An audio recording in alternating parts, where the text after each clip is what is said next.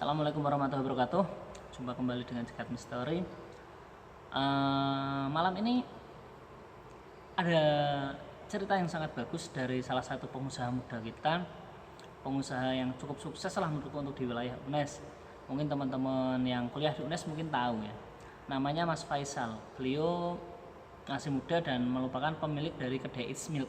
Pasti tahu kan? Nah, ceritanya Mas Faisal itu termasuk orang yang percaya hal gaib, namun dia selalu berpikiran, punya patokan bahwa mereka tidak akan mengganggu manusia gitu. Jadi emang ada tapi nggak akan mengganggu, itu pendapat Mas Faisal. Tapi ternyata apa yang dialami oleh Mas Faisal itu menjadi terbalik, dan Mas Faisal percaya bahwa mereka ada dan kadang ada yang agresif. Ceritanya waktu itu It's Milk yang dipimpin oleh Mas Faisal berekspansi kan ke beberapa kota, salah satu yang menjadi tujuan yaitu Jember. Nah, kemudian setelah berkeliling ke sana kemari, akhirnya Mas Faisal dapat satu tempat di Jember dekat alun-alun. Itu sebuah rumah gede tua, dan rumah tersebut menjadi 3 bagian, yang gerbangnya kanan, kiri, dan tengah. Sementara yang kanan dibuka usaha oleh pengusaha keturunan, dan yang sebelah kirinya itu dibuat usaha apa Mas Faisal belum tahu gitu kan. Akhirnya setelah nego tempat dapat lumayan 150 juta buat per tahun gitu kan, setahunnya dapat segitu. Oke, Mas Faisal siap gitu.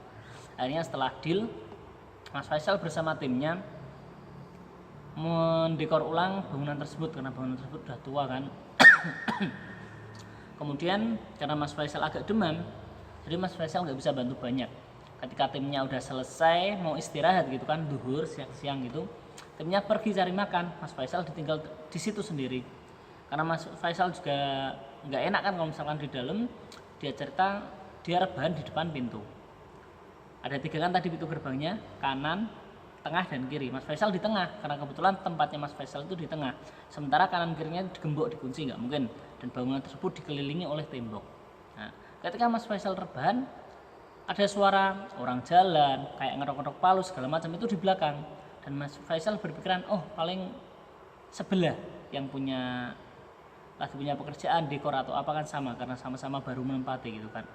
Mas Faisal cuma diem saja, dia sambil rebahan. Dan ketika teman-temannya datang selesai makan gitu kan, Mas Faisal ingin membawakan sekedar makanan ke tetangganya tadi yang kanan dan kiri.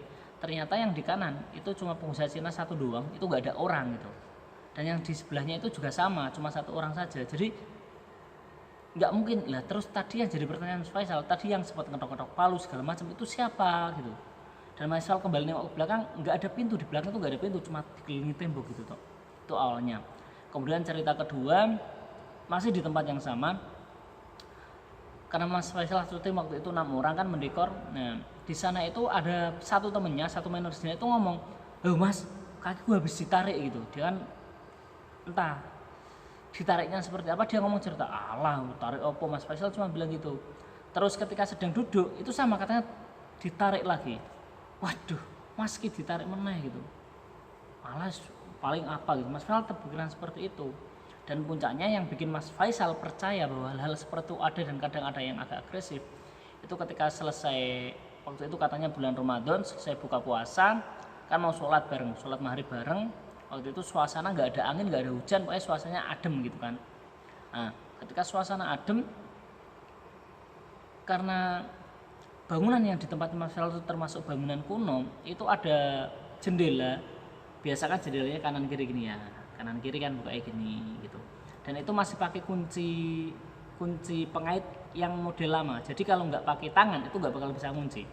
Ketika udah siap mau ambil, setelah ambil wudhu mau sholat semua, tiba-tiba tanpa ada angin, tanpa hujan, jendela tersebut menutup dengan sendiri dengan keras, jeder gitu. Itu yang pertama, jendela yang satunya. Kemudian yang satunya sama, jeder gitu. Mas Faisal kaget. Itu jendela kalau anginnya nggak benar-benar kencang itu pasti nggak bisa. Apalagi kok sampai 2, berarti kan anginnya dari 2 arah yang berbeda gitu kan. Mas Faisal langsung keluar. Tapi kok nggak ada angin gitu. Nah itu yang bikin Mas Faisal kaget. Sampai manajernya ngomong, tenan to Sal, kowe kandhani kok kene iki ana sing ra beres. Temennya Mas Faisal bilang gitu. Dan ketika dicek jendelanya, ternyata setelah jeder gitu kan, setelah menutup jendela itu langsung terkunci. Padahal kalau bukan tangan manusia, Mas Faisal yakin kalau cuma tenaga angin nggak mungkin itu terkunci gitu. Sejak saya itu wah emang mulai nggak beres. Akhirnya beberapa manajer juga cerita segala macam. Akhirnya kurang lebih 1 atau 2 tahun saja kontrak tempat itu akhirnya nggak diperpanjang, dan dari 2015 2016 itu yang ngecat kan Mas Faisal, sampai sekarang bangunan tersebut belum laku, belum ada yang nyewa. Kalau kata teman-teman seperti kata manajernya Mas Faisal, tempat itu gak bakal payu soalnya angker gitu, wingit gitu. Tapi menurut Mas Faisal sendiri mungkin bukan cuma sekedar wingit, tapi memang kontraknya mahal gitu kan, 150 juta. Dan akhirnya Ismil tahun 2016 pindah ke masih tetap di Jember, cuma pindah lokasi yang dapat harga yang agak lebih miring. Dan sejak saat itu sampai sekarang Mas Faisal percaya seperti itu ada, dan kadang ada yang sedikit ekstrim. Mungkin bagi teman-teman yang punya cerita hampir sama bisa berbagi di Jagat Misteri, kita ulas bareng-bareng, kita ceritakan bareng-bareng, dan mungkin ada ide segmen yang menarik bisa kalian usulkan di inbox. Jangan lupa like dan subscribe serta komen yang membangun. Terima kasih dan sampai jumpa.